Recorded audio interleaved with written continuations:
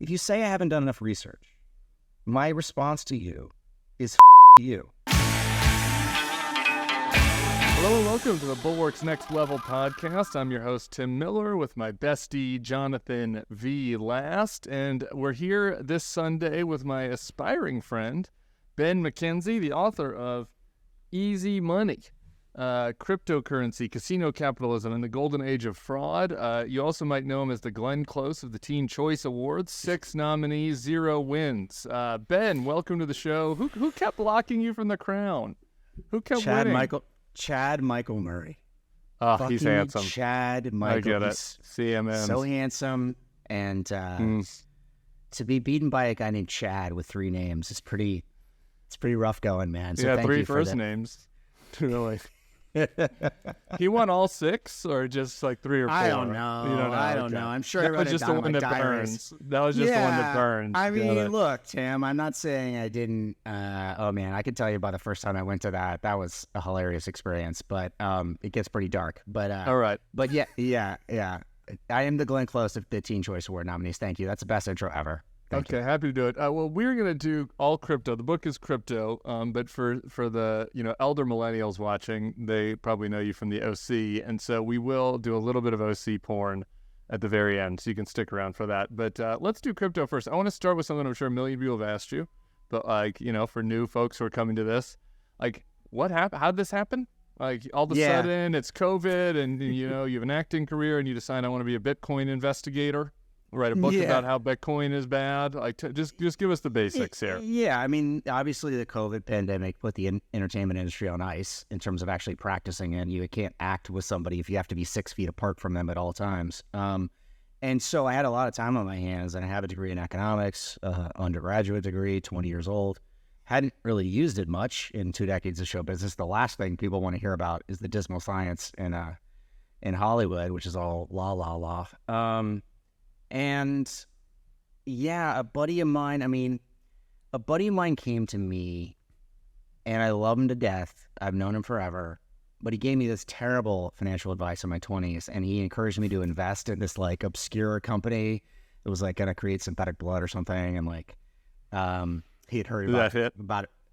Not yeah, Theranos, exactly. was it? Was it no, Theranos? Thank God it was not Theranos. Although it is pretty interesting to just move forward 20 years. Anyway, I lost money in it. So did he. He wasn't scamming me.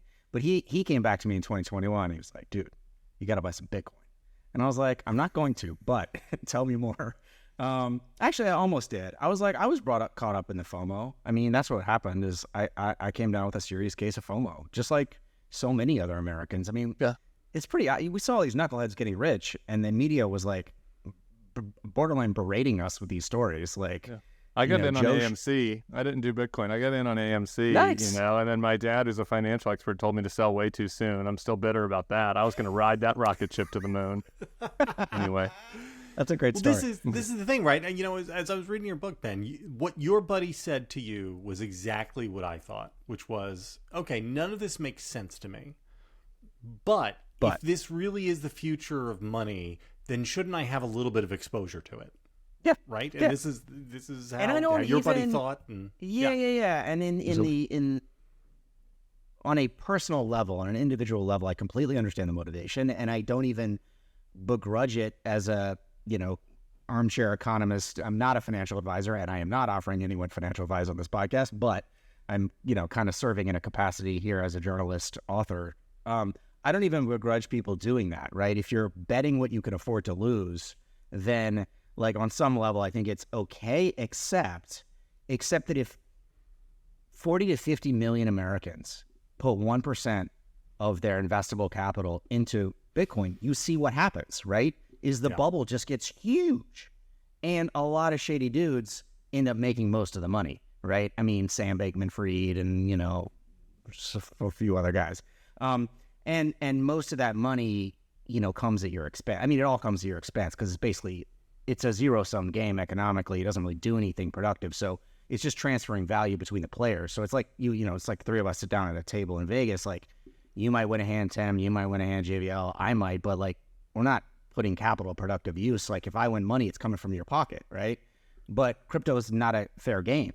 it's an unregulated and licensed casino. So Okay, most people so you're just were one gonna of the lose, guys. and most people lost. Yeah, so, most people you're lost, one of the dudes sitting there observing this. You're not alone. Me and JVL are both pretty Bitcoin skeptic. I want to give you a couple questions on the other side of it, but I was sitting there too. Okay, how do you go from that to being like, I'm going to write articles in Slate about this? That seems like a big jump.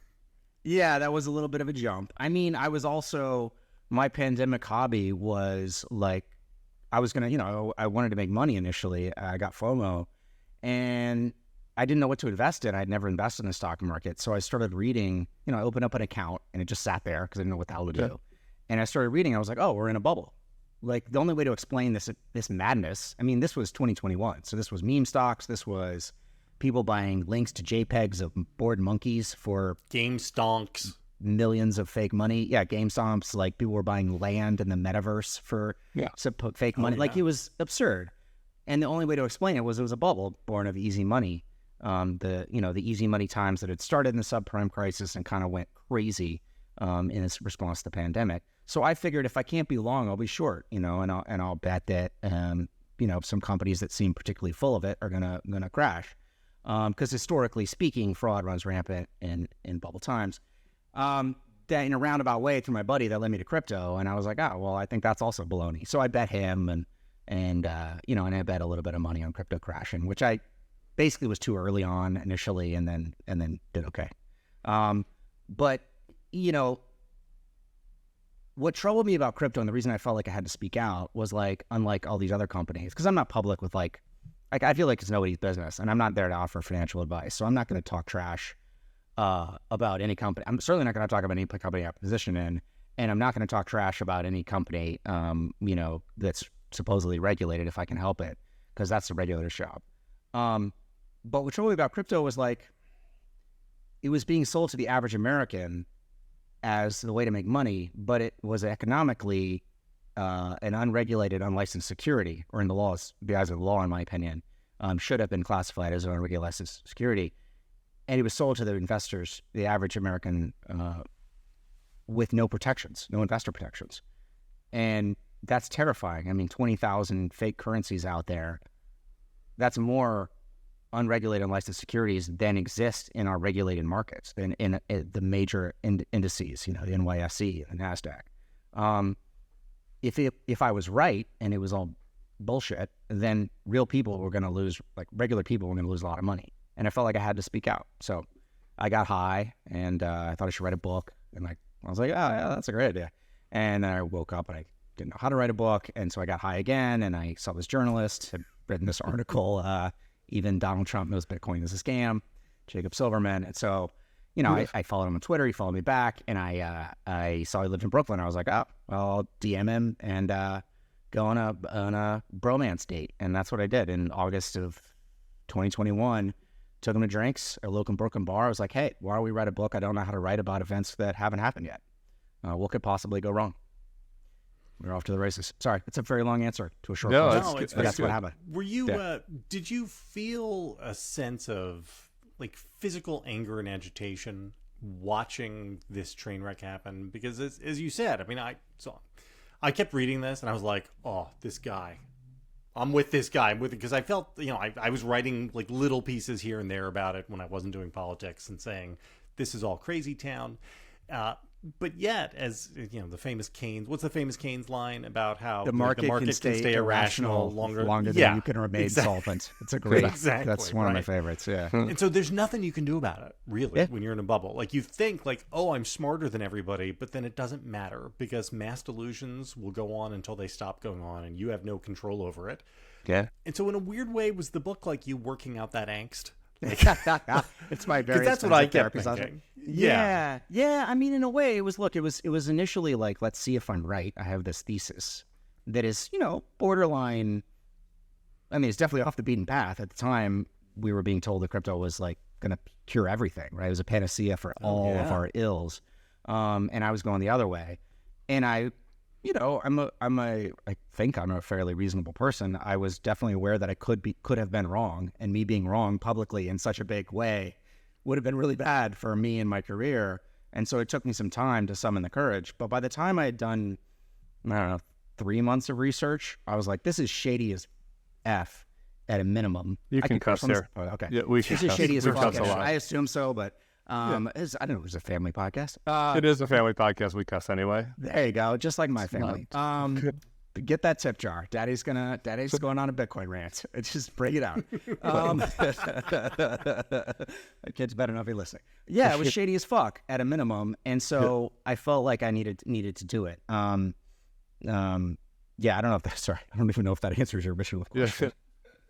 To me, it was. I'm just on the emotional side of it. Is compared as I was reading the book, it was comparing to me to.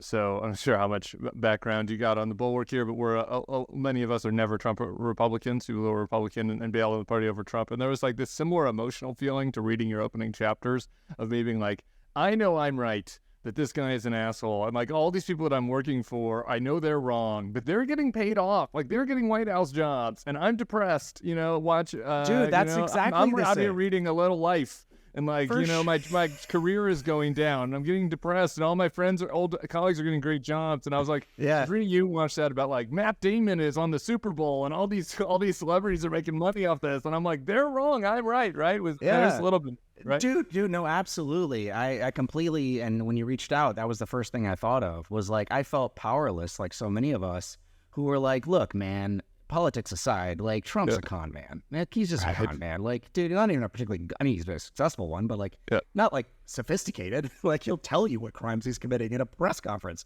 or potential crimes. Sorry. Oof, have I gone too far? No. But like, okay, I assume so. But like, I felt, there's nothing you can do about that. Like, at the end of the day, he was elected, and, we needed to let Americans come to their own conclusions and work towards, like, speaking the truth out. But I couldn't do anything. I was an actor. Well, if I, as an actor, was like, Trump sucks, like, people like, Yeah, news at 11. Yeah, oh, really? Oh, really? A woke Hollywood elite liberal from Texas. Wait, sorry, no, not that part. But with a degree in economics. Right, I want JVL to get nerdy with you on Bitcoin because he's much more positioned to do this. But I am curious, since you brought up politics, like, could you, for our listeners, could you just place your politics? Because I did notice in the book two things. One, you didn't like Donald Trump, which doesn't mean much. He's a fucking buffoon.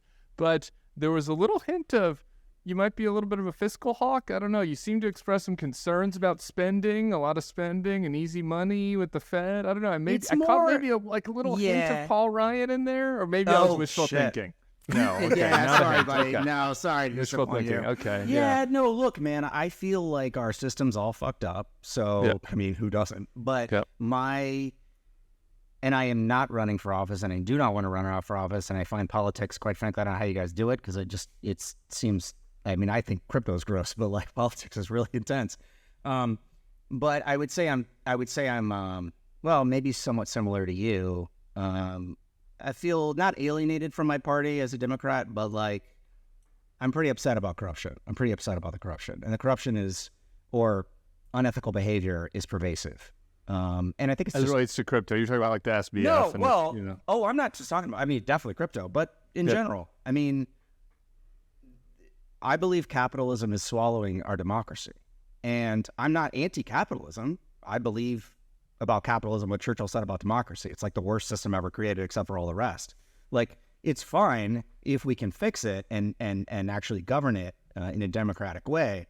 But if politicians from both parties are being bought off, on a whole host of issues, I mean, leaving crypto aside, like all sorts of other things, then it becomes difficult for the incentive structures. The incentive structures are not there to really change the system, right? It's a really nasty feedback loop that we've gotten ourselves on. And, you can point to Citizens United, which I do think was a terrible decision that set a lot of precedents, but like, it obviously goes back even further.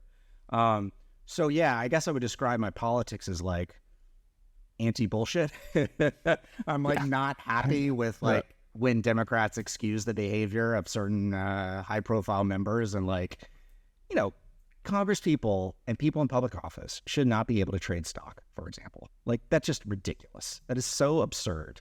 And I don't give a fuck if the Supreme Court is going to ultimately, override you or whatever. You have no excuse not to try, like, and pass that law. And it's just cowardice on the side, on both parties. And this book was like definitely an exercise in, I mean, look, there are good people out there. There are good politicians. There are good people in public service. There are great people in these staffs.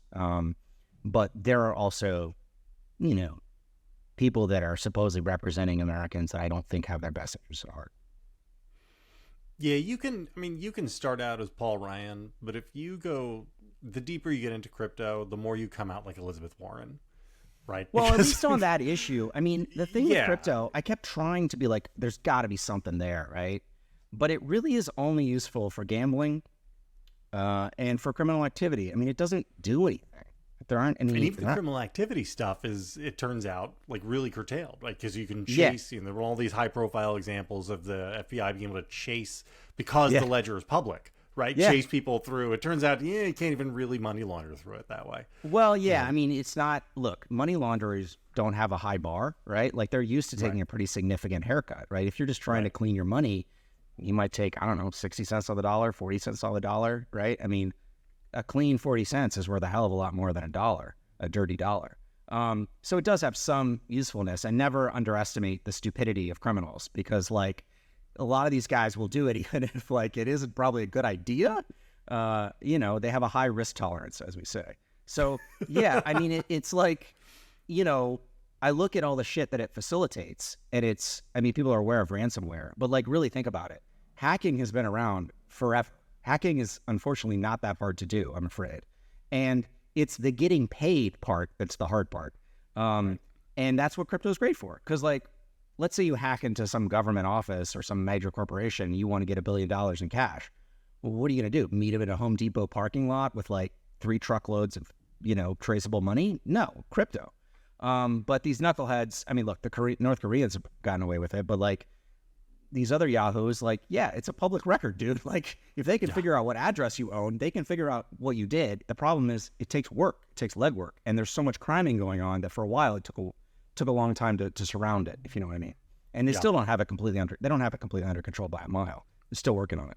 So, look, I'm not that this is all about me, but another instance in when I am reading your book and thinking to myself, he's me, is when you're watching the baseball game and you start stroking out because the umpires are wearing FTX advertisements, because this is a thing that I would simply yell about. And my wife would say, like, oh, he's going on about FTX. And I would say, not only are they, is MLB helping to push this bullshit gambling thing, but they've put it on the actual umpires, who are the sign of the rules and the sign that everything they're going to enforce things that are right. And there is no enforcement. Don't you people understand? It's an unregulated securities. And my wife would just be like, stop.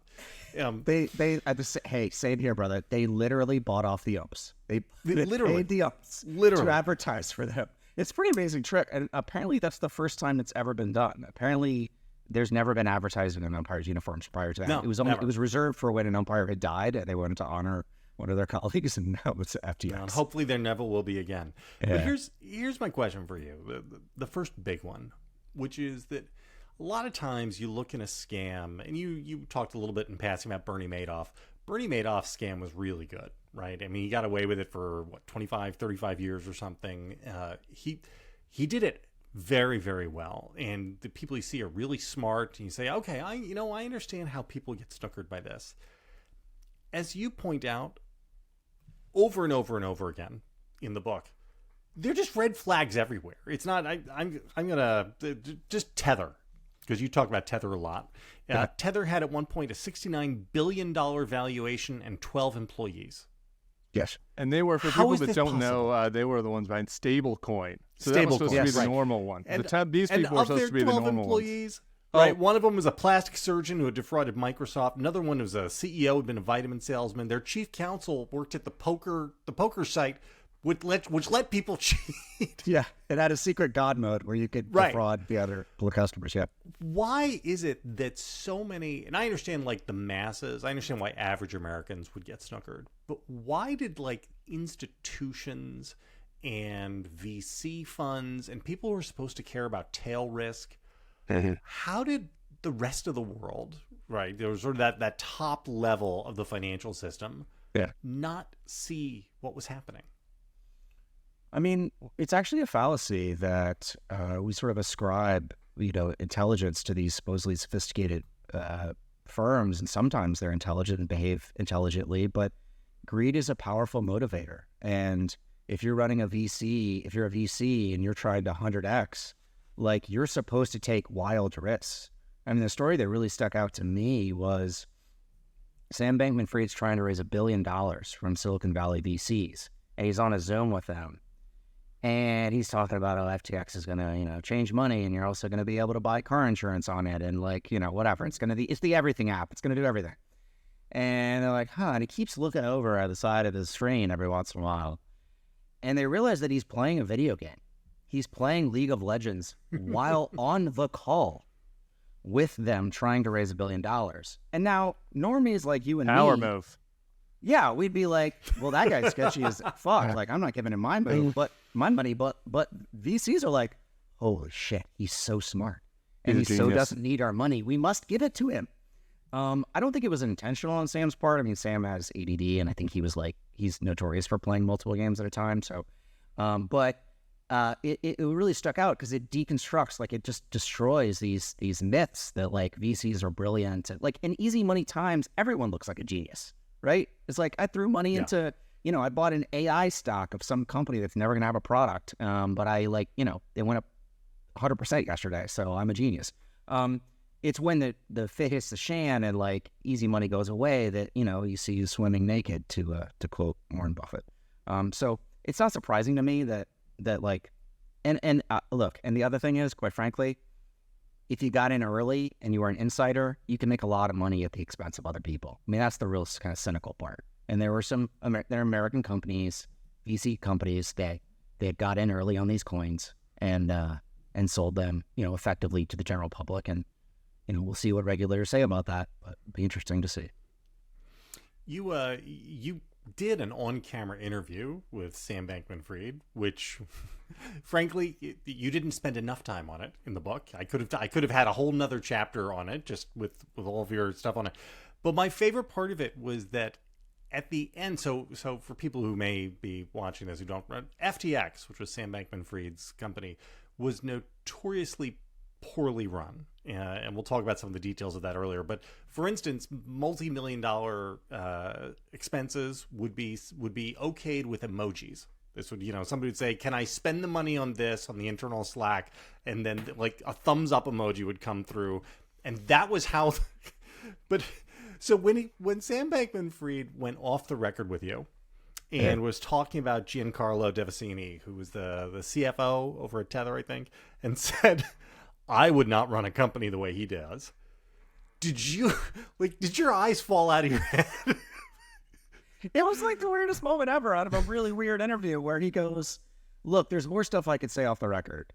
And then he just proceeded. We didn't agree to it, so I felt fine including it. And by the way, by the time then he was arrested, I was like, well, screw this guy. But like I'll protect sources that are actually like being legitimate with me. But I don't, go, this is totally off the record, and let me tell you all this horrible possible criminal stuff that I'm about to, And he just slagged off like everyone who mattered in crypto. He was like, without really slagging them off, but just kind of, he was trying to redirect our energy towards, other people other than him. So yeah, he slagged off Tether and, by inference, Binance, who he famously fell out with, later, and that's another story, and other guys. So it was like he basically turned on this inner circle that felt like was very powerful in crypto. And I thought, why would you do that unless you were up to no good, right? Like unless you were, it felt very manipulative, and it was really weird. And I have the audio, so. Yeah. As you were interviewing him, I mean, were you in the back of your mind thinking, this guy might go to prison? You know what? At the time, and it's a testament to how powerful the narrative was, at the time, I admit I even swallowed some of it, like for sure, because he was on the cover of magazines. He went to MIT. He was at Jane Street, this notoriously, competitive. You went to UVA. Yeah. So, like MIT is fine, but go Cavaliers, right? You went to Mr. Jefferson's University. I can outdrink that mother. By the way, we don't like them, but okay, for another day. All right, well, I can outdrink him, that's for sure. Yeah, I mean, I ascribed all this intelligence to him and sophistication that I kept running into the reality throughout our hour-long interview, where I kept being like, this doesn't make sense. Wait, what? And then at the end, because I couldn't prove that he committed fraud or anything, obviously, and I couldn't accuse him of crimes. Yeah, that's not my role. I'm a journalist, author, I guess. I had to. I mean, I'll put it this way: we didn't know what to make of that interview until things went really sideways, and then it all made sense.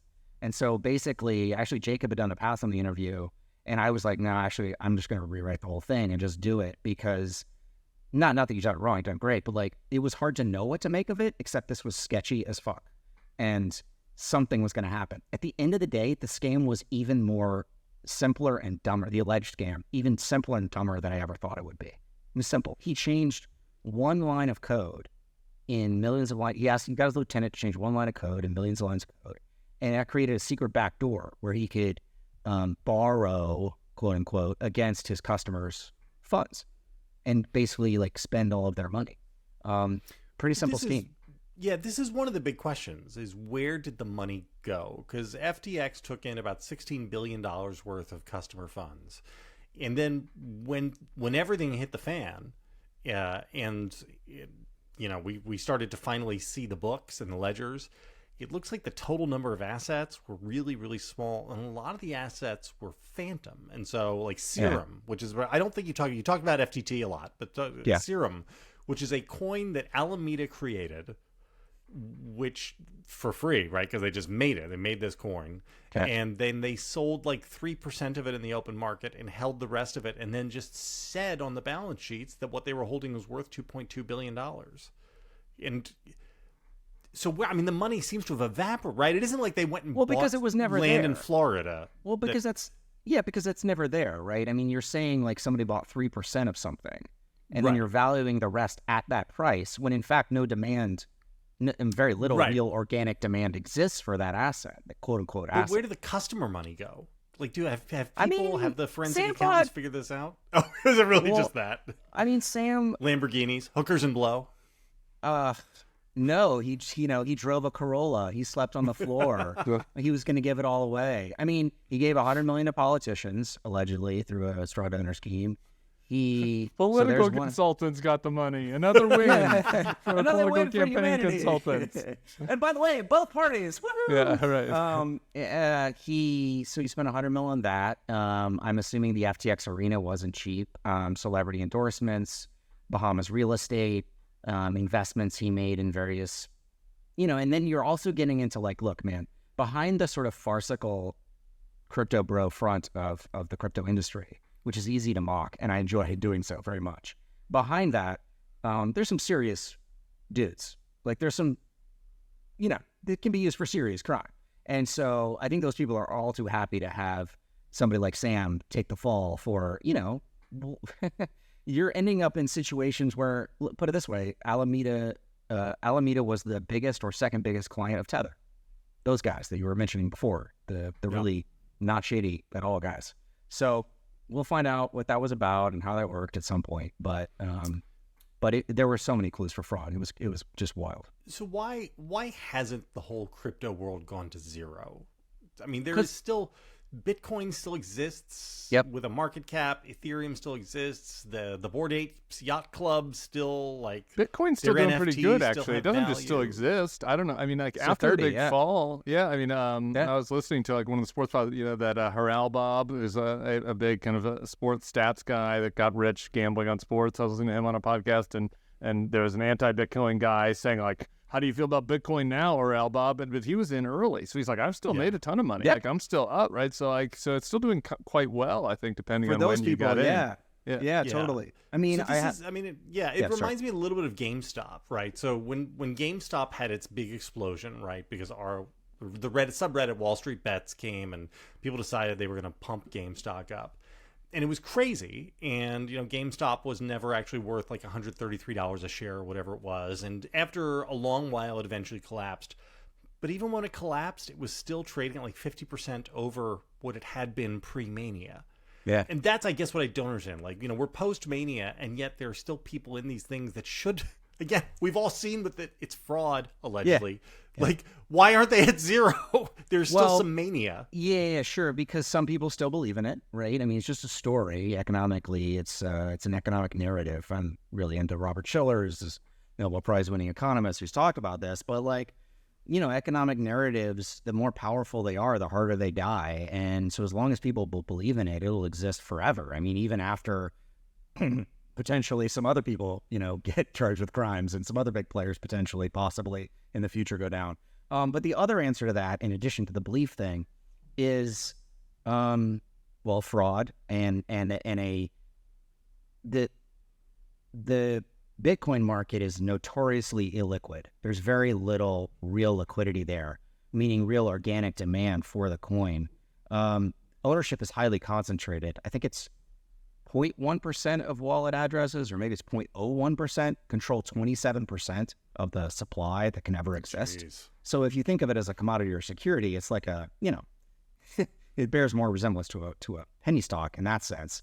And the ownership is highly concentrated. And given the amount of wash trading and other shenanigans, you can affect, and because it's traded through the exchanges like Binance, which is, an interesting company that we spend some time talking about, which is run through shell corporations overseas, like you can say it's worth whatever it's worth, but it's only worth that if you can get it out in real money. And they're doing some really shady stuff now. I mean, what they'll do, for example, they notoriously did not do any KYC and AML, know your customer, and any money laundering stuff. A lot of these crypto exchanges didn't do any of it, or very little of it. And now they will, so they didn't KYC or AML you on the way in, but they'll KYC you on the way out, and they'll be like, oh, I can't give you your money back, sorry. And the exchanges will shut down, and they'll disable the withdrawal button. A journalist was just telling me that about a major exchange. I mean, dude, I don't know what to tell you. Look, if you got your money in crypto and it's on a licensed U.S. exchange, which may or may not end up being licensed, but we'll let the courts decide that, but like Coinbase or whatever, and you're not trying to get a lot of money out, you're probably good. But try moving $1 billion worth of crypto through even the regulated marketplace. Good luck. The exchange volumes are lower than they were when this whole madness took off in late 2020, early 21. So retail's gone. Retail's not there anymore. Because I asked a couple of crypto industry people before he came on about JVL, basically JVL's question. Their answer to this is that crypto provides very certain services that the actual fiat, big banks don't provide, right? And there are certain things, whether it's, crossing borders, or it's certain things for, people that are unbanked, or there's, certain kind of frictionless banking. You could go through their talking points, but do you not agree? Do you disagree with that? Do you think crypto provides literally nothing that the banking system provides, or do you think that it does provide? If what you're trying to avoid in sending your cross-border payments is not paying taxes and evading sanctions and avoiding capital controls and things like that, then it's very useful. I went to El Salvador, the only country in the world that's trying to use Bitcoin as real money, and it's not working. And if crypto was going to work for remittances, for sending money overseas, then it should work in El Salvador, because El Salvador's economy is heavily reliant on remittances. It's a quarter of the economy. There's 2 to 3 million people of Salvadoran descent who live primarily in the United States. The money they send home is a quarter of the economy, and it's a cash economy. Most people do not have banking. Most people are, living paycheck to paycheck. And the government was like, look, we're going to suddenly do Bitcoin as currency. We're going to build this system on top of it, the Chivo wallet system. And it'll allow you to send money back home without paying Western Union and MoneyGram. That's going to charge you a fee. Great sales pitch. What happened? Bomb. Just bomb. Crypto, the day it went into effect, crypto crashed, which is very interesting. If you were, say, front-running crypto, this would be an interesting move. And people couldn't get, they basically gave every Salvadoran $30. People were getting their identities ripped off. People were losing that money. And Salvadorans basically were like, no, fuck this. We're not going to use this stuff. So according to the government's own figures, less than 2% of Salvadorans use the system. Why? Because it doesn't work. And they don't have money that they can afford to gamble with. They can't lose all of their money if they're trying to send it home to feed their families or whatever. So, my answer to remittances is bullshit. I mean, it can be used as a kind of a rudimentary store of value in times of crisis. You see the Argentines using it because inflation is insane or whatever. But I describe it like this. They're not currencies. So calling a cryptocurrency is like calling a brick a soccer ball. Could you play soccer with a brick? I mean, sure, but I wouldn't recommend it. It's going to hurt. There's a lot of costs associated with it. And it also facilitates so much crime that you have to ask yourself, does the marginal possible good of somebody being able to avoid, say, a totalitarian state, does that outweigh the massive amount of fraud and the massive amount of illegal activity that it facilitates? My answer is absolutely no. 100% no. Yeah, I mean, you could see it functioning as a hedge commodity like gold or silver, right? But hedging against what? Like, they were saying it's going to hedge against inflation, which was hilarious, right? I was like, oh, fuck that. And they tried to sell that. I went on CNBC, and the host, who was just reading the talking points, like, said that to me. And it was already down like 30% at that point. This was April of 2022. And I'm like, hedge it. So it's a hedge in the sense that as inflation goes up, it goes down? That's your hedge?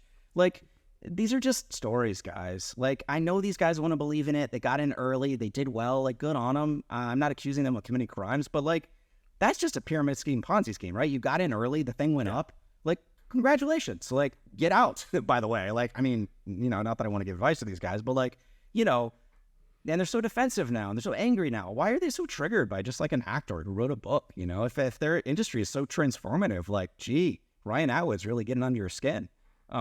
It's just like, it's all bullshit, you know what I mean? And it goes back to, like, fucking Trump, right? I mean, it's like, they're bullies. They try to bully you into believing this stuff that they really believe in because they've made money on it. But the only logic they understand is playground logic. Like, you got to punch them in the mouth. Like, bullshit. I will say one of my crypto industry friends was not triggered by you, and in fact said that she wanted me to tell you that you are the hottest skeptic in all of tech. So you do have that going for you. Much hotter than that. It's a low bar. Have you seen the other guys, the Facebook skeptic guys? They're not exactly. It's not exactly. That's great. And I don't look, man. I'm not mad at people in the industry, and I say it in the front of the book just to be clear. Yeah. Most people haven't committed fraud, so just join me in condemning those that have, and let's see where the chips fall. Right? Let's just see what happens. Flush out the bad guys and see what's left. So last question, and then I'll give you back over to Tim. Does social media create unique regulatory problems? We have some of the regulatory architecture is designed to prevent things like pump and dumps and Ponzi's, etc. You have technology creating like new securities, which again, crypto clearly was a security. Like, it was not a currency. And then you have social media, which allows millions of people, tens of millions of people, to coordinate actions across the globe in ways which were impossible before. So you can have things like, our Wall Street bets, and you can have things like Dogecoin, where Elon Musk owns some enormous amount of Dogecoin, and he can tweet the Doge emoji. Dogecoin goes up, and he sells off some Dogecoin and makes money, and then he waits a week and tweets about how he sold some Dogecoin. Dogecoin goes down, then he can buy some more. Yep. It is literally like owning a printing press for money. Is this the type of thing that you think there should be some regulatory infrastructure for? Yeah. Should we have to change with the times on this? Have you spent any time thinking about this stuff? Oh, definitely spent some time thinking about it, and there's not a lot of easy answers. I do think the social media companies have to be regulated, because a lot of that demand, again, like, what you're really talking about is fake demand, right? Like, people are like, they're literally paying people in like the Philippines to like tweet about, because you'll see the same tweets going over and over and over again, and it gives you this sense that like, oh, there's a movement, there's all these people that are buying Bitcoin, but like, come on, dude. Look at a lot of these handles. They're like, they got the laser eyes. They're all synonymous, almost all of them, right? And you're like, crypto punk chick 34712, who like, has only tweeted about crypto over the last 2 years. Like, yeah, sure. No, you're definitely into it. I mean, and in that sense, yeah, I think it's a new form of manipulation. And I think that it's really to think about codifying existing regulations. Like, crypto should not get it's not some new thing. We've had securities laws for 90 years. Why have they worked? Because they're broadly written on purpose. They're supposed to be applicable to almost anything. It's 4 things of the Howey test: investment of money in a common enterprise with the expectation of profit to be derived from the efforts of others. That could be applied to so many different things and is apply it to crypto and see what happens. In terms of social media, yeah, I mean, I don't know how you police that stuff. I mean, I don't know. FTC, I don't know how you do this that. Is a bit, we could have a whole separate podcast on this. We probably should recruit somebody else. Like our Congress's ineptitude is a big issue here, right? Because like it's totally failed us having it as an administrative state solution, both to big tech issues and to crypto issues. And this is an example of why, not having two functioning governing parties is a problem. Okay, Ben, I want to give you just two more little pushbacks from crypto friends, and then we're going to talk about Ryan Atwood. The first one I think is going to be like batting practice for you, but I'm going to do it anyway because multiple people said this to me, and that is it possible that your hostility to crypto could just be a lack of understanding of the tech? Like, what do you say to the fact that real smarties like Mark Andreessen and other extremely wealthy, intelligent people think that this is the future? Yeah, like Jack Dorsey of Twitter, who is obviously brilliant. I mean, he's rich, so he must be smart. Yes. And he was talking about hyperinflation, which was coming to the United States in the fall of 2021. And he warned people they needed to buy Bitcoin because there was going to be hyperinflation in the United States. We need to stop with his notion that billionaires are somehow smarter than us. Like, they may be smart about whatever it is that made them money, which they may have made in an ethical manner or not. But that certainly doesn't make them smart about things that they haven't made money on or whatever. These are just stories. Like, I know we want to say, if you say I haven't done enough research, my response to you is fuck you. I've spent 2 years investigating this. I've interviewed the head of your entire industry who's now alleged to have been running a fraudulent scheme. Like, what more proof do you need that I am right, dude? Like, I don't know what to tell. In one of those cases. Yeah, I mean, they have internal Binance, the biggest exchange that's been sued by the CFTC and the SEC and has yet to be charged by the DOJ. Let's see. They have internal communications and Binance employees. And one of the Binance employees says to the other, dude, we're running an unlicensed security exchange in the United States, bro. That's a alleged quote from, I mean, man, give me a break. I don't know what I'm talking about. Maybe you don't know what you're talking about. By the way, I'm getting triggered. The people that say that are usually, they go like, I'm not taking financial advice from a reality star. I mean, you idiot. You don't even know my career. Like, what reality show have I been on? You don't appreciate my ooh. You don't appreciate. The OC started The Real Housewives. The Real Housewives of Orange County. You can look this up. We started it. Nobody gave a shit about Orange County before that. I started the reality TV that year. Yeah, that was me. I was a big part of that. That was pretty good. Okay, I want to go to OC. Right. I have one legit thing, though. Or I mean, it's not legit, actually. Why I want to ask you is because this was, when I've been thinking about this, because I, like you, have been sometimes like, I'm got to be wrong. Like, there's got to be something I'm missing here. And one thing that landed with me once that you covered in the book was somebody made this talking point. I just didn't realize it was a talking point when my friend told it to me. And it was that actually this is super useful. If you can be a video game player in some third world country that gets really good at a video game and people will pay you in Bitcoin to do, to go earn them, various tokens and help them get to other levels. And it's a way that people can make money and that you can't do that with fiat currency. Well, first of all, why not? Why couldn't you pay people? I mean, you're paying them in fiat I assume, to play these video games endlessly and then sell it back to Americans at a higher price, right? So, there is fiat involved. But, I mean, let's use a good example. Let's use a company that has experience here. Axie Infinity was it's called Play to Earn, right? Yeah. It was a big Play to Earn company, and it was hacked. And if you can't see me because you're listening to a podcast, I'm using the biggest air quotes you've ever effing seen to say it was hacked for all of this money. I mean, guys, like, at best, we're that's the most depressing future ever. Like, slave labor of guys playing bad video games in the Philippines, people playing bad video games to sell it back to Americans. That's the best case. The worst case is it's just being used to fraud people, right? It's like they're going to buy these, like, fake assets to play this game. I mean, most of the games suck anyway, so the gamer community hates crypto. I mean, It's really funny. Like, the gamer community hates crypto. Cryptographers hate crypto. Software engineers hate crypto. I mean, majorities of these professions, I would argue, because I've talked to them. And so it's just like another excuse, right? It's just like another way of sorry, man, there's nothing there.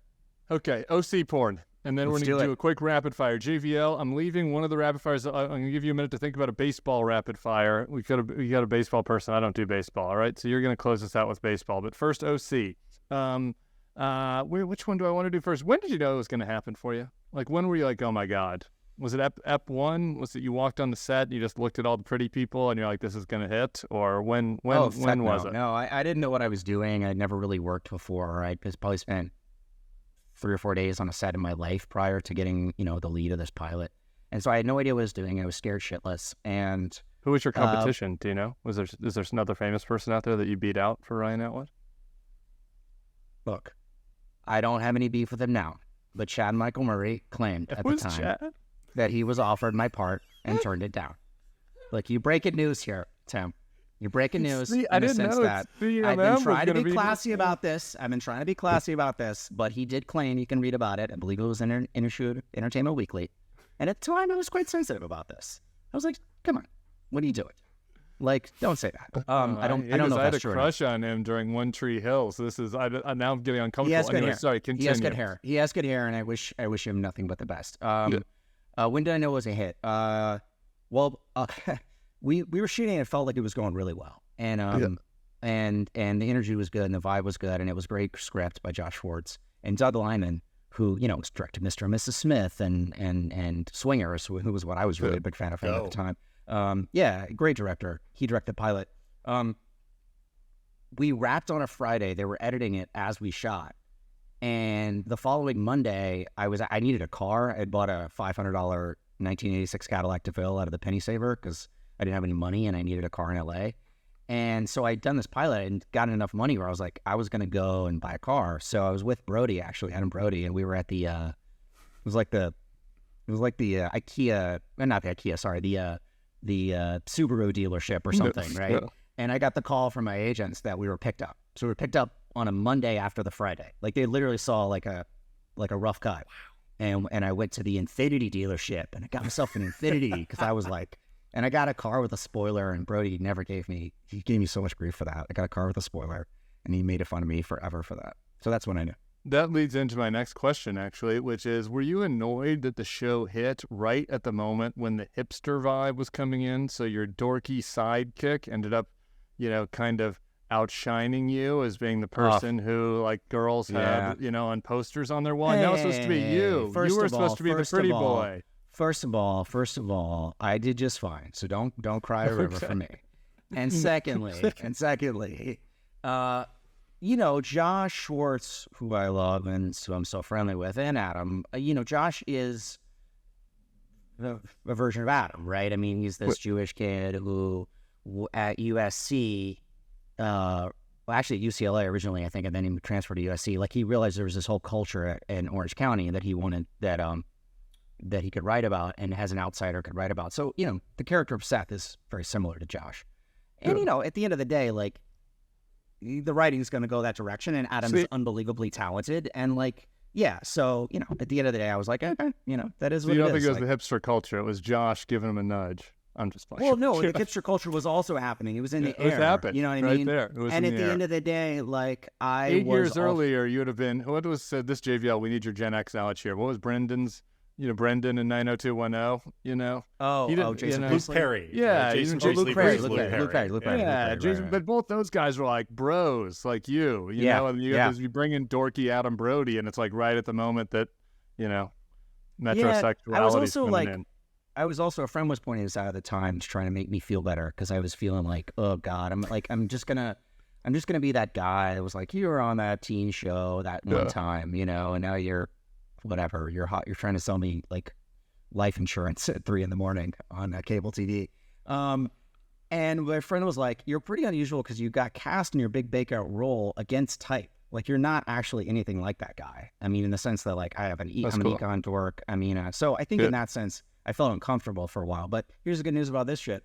I care about this. I think I know what I'm talking about. And I found my I found my way. So cryptocurrency, thank you. You have given me purpose. Isn't it nice when you can feel really, good and fulfilled about your work? This is something that I did as well. Though I will say, you shouldn't feel unfulfilled about Ryan Atwood, and I'm only fucking with you because it is just too weird and cool for me to have had Adam Brody and you on our little podcast. Okay, I'm moving to rapid fire. Are you ready? Ready. 4 rapid fire questions. 3 from me and then 1 from JVL. Number 1, everyone gets it. What's something that you've changed your mind about as a grown-up? Gambling. And gambling's actually not it's not victimless. It's not harmless. You've gone from pro-gambling to anti-gambling. Maybe the 2 most interesting answers to that question are from the OC guys. Adam Brody gave us guns and movies. And that he's kind of changed his view. It's starting. Yeah, I was on Gotham, which is an incredibly violent show, and I was showing it to my kids the other day, and I was like, "Oh my god, this is actually really bad." Yeah. Anyway, that's good. I'm still gambling, but I'm on the fence with you on that. Okay, who is Satoshi? You've done 2 years worth of research. Do you have a theory? Well, actually, thank you. On this podcast, I was gonna reveal the big secret. Okay, great. 51 minutes into the podcast. Satoshi is Chad Michael Murray. He not only has beaten me 6 times. Choice awards. Choice awards, but he's also great answer. Go get him, guys. Favorite song from the OC soundtrack? Oh, that's a good one. Orange Sky. I like Orange Sky a lot. Jonathan, bring us home. Are you going to play yourself in the movie version of the book? Because I'm reading this book and I'm thinking to myself, this is half The Big Short and half the last Fletch movie. This has to happen as a movie. Yep. And I want you to play yourself. Can you do really? that? So here's my pitch: is we do make the movie. I would like to direct it. And there is a character, Ben McKenzie, but he's played by Ryan Gosling. Ooh. Or by Adam Brody. Or by Adam Brody, possibly. A bit of a stretch. We'd have to do a hair job, a dye job on his big head. stretch. But it would be only fitting in my career if the part of me was played by another actor. Or Chad Michael Murray. Or Chad Michael Murray. Could be a good Ben McKenzie. There we go. There we go. We just brought it Michael home. Murray. If Chad Michael Murray's agent is out there, let's make this happen. And I like all I'm him. asking for, I am not. Yeah. Okay. All I'm asking for is to be invited to the premiere. Okay, I don't want to roll. All right, I don't need a bit roll. It's just I got a big kick out of in your book at the beginning. You're like you're talking about how I feel nervous to reach out to these journalists and politicians. Like they're going to think that I'm just a dilettante actor. And over here, every political journalist or political consultant is like, please be friends with me. No matter if you're like a D- list actor, I'm desperate to be friends with you. Were you were you in one episode of the OC? I would love to be your friend. So I do love kind of the human nature of that. It's a wonderful book. Easy money. Cryptocurrency, casino capitalism, the golden age of fraud, Ben McKenzie with Jacob Silverman. This has been really my honor. Thank you so much for doing it. We will hopefully, see you on the trail somewhere. I would love that. Thanks, guys. This has been so fun. See you Wednesday for the regular Next Level with JVL and Sarah, and we'll be back next Sunday with somebody not as fun as Ben McKenzie. Peace.